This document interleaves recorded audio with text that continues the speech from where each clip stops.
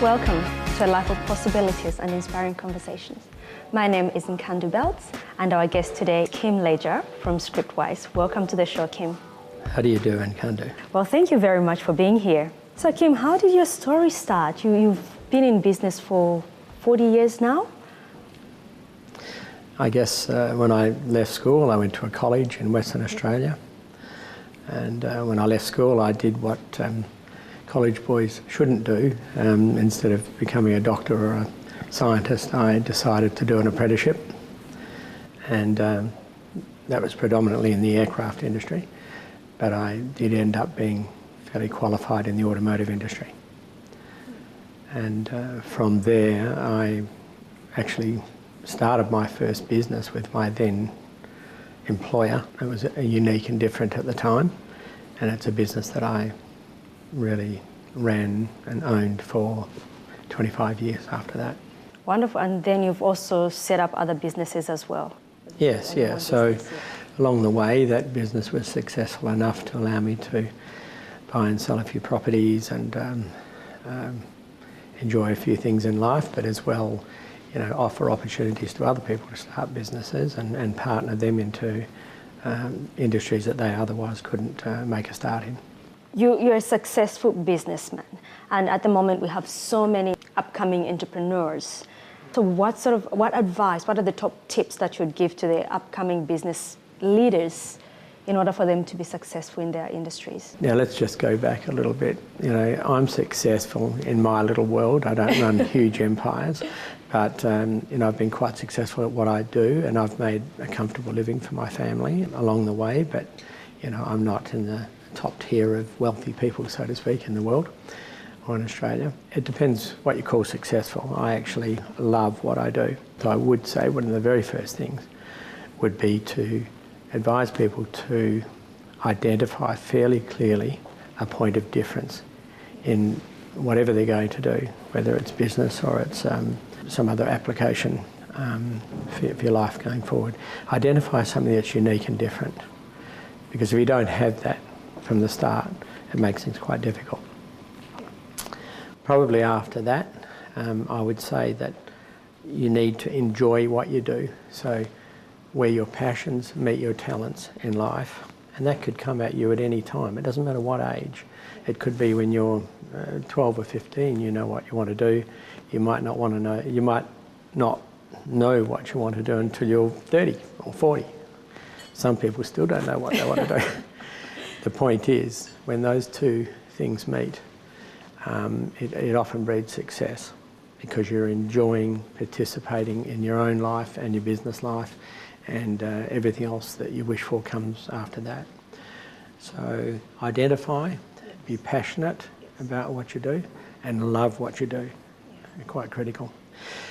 And probably if we go on a little bit more, I always say never treat failure, perceived or otherwise, as anything else other than stepping stones to success. Be able to suck up your failures and just get on and have a crack at something else or try again.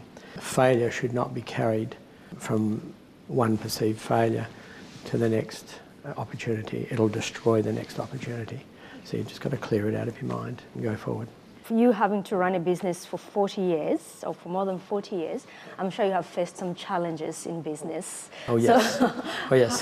How do you deal with those challenges? Life is not a series of platitudes. It's all about this sort of thing all the way through life, and it's how you accept, the downward movements and how you enjoy the upward movements. And without the downward movements, you don't enjoy the upward movements. It doesn't matter whether that's in life personally or it's in business, it's going to happen. So, I've had some failures. I've had some ripper failures, a few more successes than failures. And I've had businesses right across in all different types of industries. I still do have small businesses today across 3 or 4 different types of industries. And they're not all going well at once. Nothing does in life. But it's a matter of steeling yourself and steering yourself as well through those sort of obstacles with your business. Yeah. and also having a good attitude, I suppose. Yeah, well, you must do. And it gets back to that passion thing too. You know, opportunities come when you free your mind up. Other doors open. And I often say to people that are struggling with their businesses, or for those people that are trying to get into business, sit on the outside of it. Be right on the outside of it and look in. And be very objective about it. Pretend it's somebody else's business that you're looking at. If you're in the fishbowl with what's going on, quite often than not, you end up managing the micro instead of looking at the macro situation, regardless of the size of the business. And you also do mentoring for young people. What sort of mentoring are you doing? During the last 20 or 30 years, I have taken on partners in particular businesses that don't have the experience I've got in business, but complement me brilliantly because they've got a strength that I can't have. And I think that's terribly important to identify. We all have very narrow bands of expertise as we grow up, but if you're wanting to grow a business, you have to trust people and people have to trust you, and you have to bolt on all these other bands of expertise that you don't have and form that team that's required to build slowly and go forward with any opportunities. Wonderful. So in a nutshell, like for our viewers, for example, maybe some young people that might be wanting to start up a business, would you advise them to say, okay, you can just go out there and ask for mentorship before somebody can come and say, okay, I'll mentor you? Yeah, I think a mentor really has got to be a person, I guess, who's had a lot of life's experiences, not just business experiences, and they have to be calm and reasonably patient with people, because everybody has a different perception on how things will or won't work. Nobody really has the right answers to everything. And quite often I find in my businesses, people work with me, they don't work for me. Yeah. And it's the collective that makes things work, and the collaboration between people. You spend most of your working life and most of your life really with the people you work with. Exactly, yeah. And so, it's terribly important that you treat people the way you want to be treated yourselves. And, make them feel part of everything. Make them feel part of change. Don't be afraid to accept and embellish other people's ideas and acknowledge them for that and praise them for coming up with these different ideas.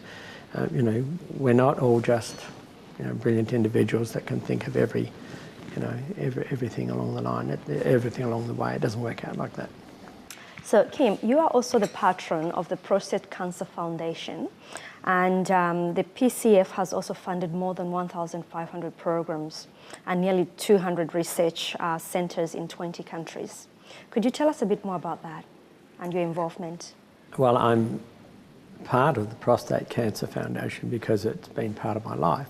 I was diagnosed with prostate cancer 6 or 7 years ago, and I'm a survivor. I treat myself as a survivor. But men's health is terribly important. It's a subject that men won't talk about.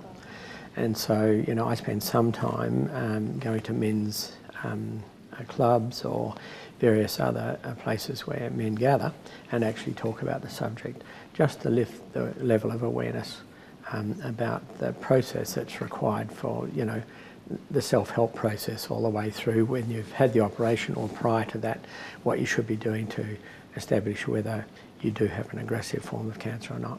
So I spend time doing that. I also, I'm the patron of a bike ride each year to Margaret River called the Prostate Active Ride. Okay, yeah. So I hand out bananas to all the riders. I'm in the van, I'm not riding a bike. So, I participate in that each year and kind of co-sponsor it.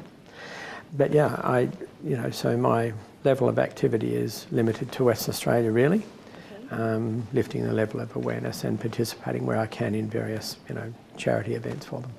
So in terms of raising awareness, are you doing like dinners, because you've mentioned the bike?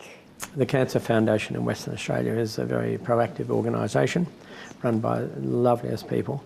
They get a lot of events going each year to help raise funds to keep each of their offices open in the States. And believe it or not, more men die of prostate cancer than women do of breast cancer in Australia each year. Is it because it's diagnosed at a later stage? Yeah, because it's hard to diagnose and it's difficult to treat as well.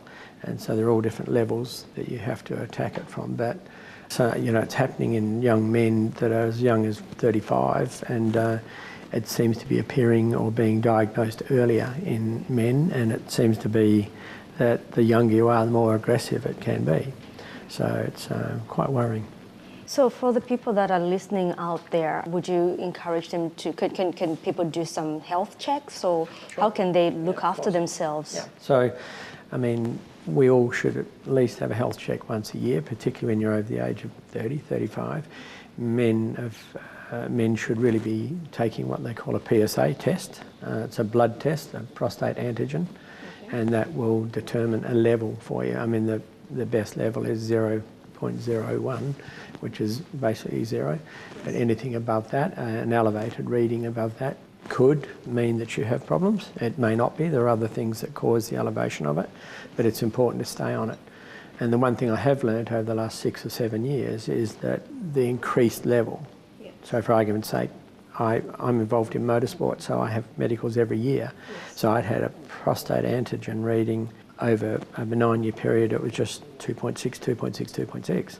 But then it went to 2.7, which is really not a huge elevation, you wouldn't think. But I'd been warned it's all about any movement up. And then we drilled into it further over the next few months and found that I had quite an aggressive cancer in there that I would otherwise have not picked up. I wouldn't be here talking to you today. I'm glad you're here. Yeah. So can this test be done at a GP, or people have to go Sure. to see specialists? The GPs can authorise the test. It's a blood test, a simple blood test. So you get a referral from your GP, have a simple blood test, and you get the results of it. And at least have a marker, grab a base, know where you are, and then a couple of years later, or a year later, just keep going and just watch that the base doesn't change. Wonderful. We'll take a short break and we'll be right back.